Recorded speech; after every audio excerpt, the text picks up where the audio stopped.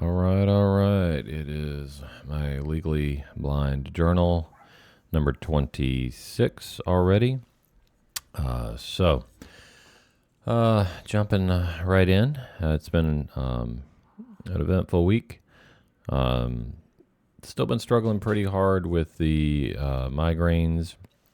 Vision is sitting around 12 to 13 inches for being able to read. Um, Tried to take some more of the breaks. Did not do as well as I should, admittedly. I got to keep, that's a work in progress. I got to keep up on that, trying to get that worked in because they do seem to help if I don't push my eyes just continuously all day. Obviously, if I, push for about an hour and take 10 minutes or so and then push again and so on and so on. But sometimes that's, I get lost in things and just keep boogieing along and forgetting things to stop, basically. But that does not help with the migraines, so I got to work on that. Beyond that, had friends and family coming into town for Thanksgiving, and unfortunately, we had a death in our family the day before it. So, of course, plans change and whatnot, and for the weekend and things like that. So, other than that, it was a good Thanksgiving. Obviously, I didn't do any of the cooking or anything, but that's okay. Not that I can't cook now. Really has nothing to do with being blind. It's got everything to do with the fact that I never had before. Really, not a big thing for it. Now, I do have special oven mitts for when I do cook a little bit here and there, and those oven mitts go up basically to my elbows. And you might be wondering if you're not visually impaired, why would you have that? Or if you are, you probably are going, where do I get those? Because didn't know they existed, possibly.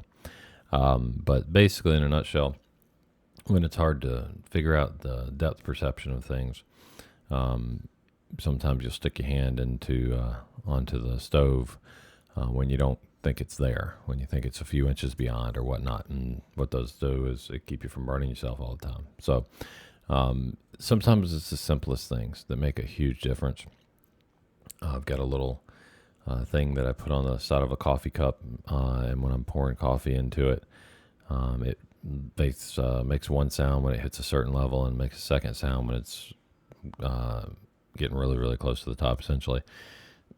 And that works really well. Again, 10 years ago, that stuff didn't exist. So, thank the Lord that it's here now. So what have I been up to? I keep reminding myself that being legally blind is definitely not the end. I just have to learn new ways to do old things and accept help when it's available, and not be too proud for that. And that's always a challenge. I always like to do and not be a burden, but I am definitely learning the value of accepting help where needed. So, jumping right in here, in the pictures, for anybody listening on a podcast, basically, all along the top, I've got pictures of my Kubota BX23S tractor.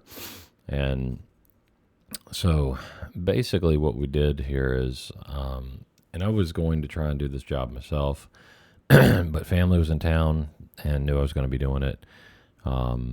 So they volunteered to take care of it for me. And this goes back to just being okay with accepting help. And so I did.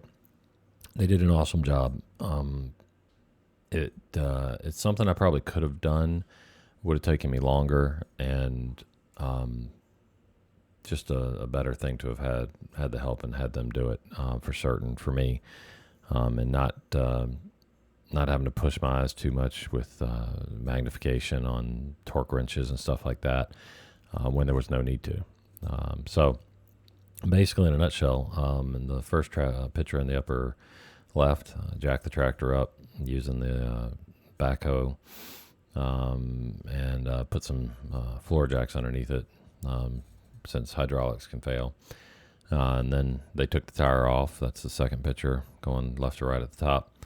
And then the third picture is for reference what the tire looked like before. And then the fourth picture on the upper right is after.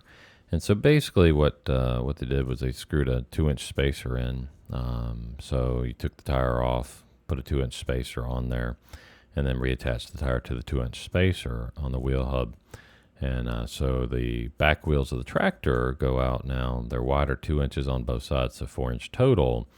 And I will say, doing that for safety and stability, it's something that a lot of tractor owners do, whether even if they're not visually impaired. But for me especially, I really wanted to get this project done. It was very cheap to do. Just a matter of having the right tools and time, and in this case, the right people to help me out. But it makes the tractor so much more stable. Any tractor can roll, but I rode this thing over some really sketchy spots that I know of on the land. I've got most potholes and rises memorized on the land, and ones that would make it rock to the point of you're going, "Oh, I don't like it." Weren't near as bad. I mean, literally, it was night and day. So I'm so happy that the family came and helped, and took the time to do that after Thanksgiving. That was really, really cool of them. And then as we go down a little bit here on the bottom row, we see survey stakes in the first three pictures along the bottom. And basically, put that in there because, working to try and get the farm set up so that, it's one of these things that helps me with purpose, number one, because that's a big, big deal, especially as I'm going through my legally blind journey. And, everybody's different. But for me, being able to get out and do without Mother May I, even if people are willing, to drive you somewhere on their schedule and work around some scheduling, it's not optimal. So for me to be able to get outside and, do something, tend to the chickens, feed the animals, whatever I can do as my vision declines, that's important. Your entire life cannot be all around just work. So, for me right now, if I'm not working, which I'm so, blessed and thankful that I have enough vision that I'm able to keep working right now. But if I'm not working, then, I can play some video games. TV's really not great anymore for me at all because it's just, I can't see it and it hurts too much to try, really. So I can play some video games, scroll through a little bit of YouTube, whatnot, here and there, type of stuff. But I've always been a go outdoors, get it done, bigger type of thing. I do like my games. I play them, but, I like to go out and build things and do stuff like that. So the farm's given me that opportunity that once we get moved out there, I'll get a lot of my independence back. Right now it's tough. I can't run down and to the corner store and grab a bag of concrete and then go do something. I mean, it doesn't work that way. Once we get out on the farm, if I'm antsy, there's always some pedally I can go out and do, if it's like that. So it'll give me a lot of independence back. So that's part of a big reason why we're working on that. And then we're going to be building a visually impaired friendly home on that property in 26. So I'll probably do some posting around that on my farm channel and whatnot, because I think that'd be interesting for people to see the choices we make and what ends up being really good and not good, throughout that project. We just had electrical put into the barn, and there's things you got to think about that you didn't when you're fully sighted. Like, for instance, on the barn, all of the LEDs had to do a step up from the regular LEDs, so they were dimmable, and all the switches in the barn are all dimmable switches because the level of light can really, really affect me. And there are things where I need more light, and there's things where I need less light, and there's a whole bunch of variability in there. And reflections and matter and all that. So I had to do dimmable lights throughout the barn, and it's not something I would have had to have thought of before at all. Like I would have put a switch in and been done. So it's an interesting journey, and having to think about a lot of things that before were not even in the realm of thought. And but that's okay. It goes back to what I say when anybody asks, and it's really simple. Blindness is a journey. Absolutely. It's a spectrum for everybody, and everybody's journey is different. I respect it. For me personally, at least so far, it continues to be about finding new ways to do old things and getting my head around and being okay with the fact that I cannot operate a motor vehicle anymore out on the road. I can't drive on the road anymore, and that continues to be a tough one. So this farm project, I think, is going to help me, move beyond that. And I definitely think it's going to give me back the independence that I really need. So for now, my vision, thank goodness, has remained at about 12 to 13 inches.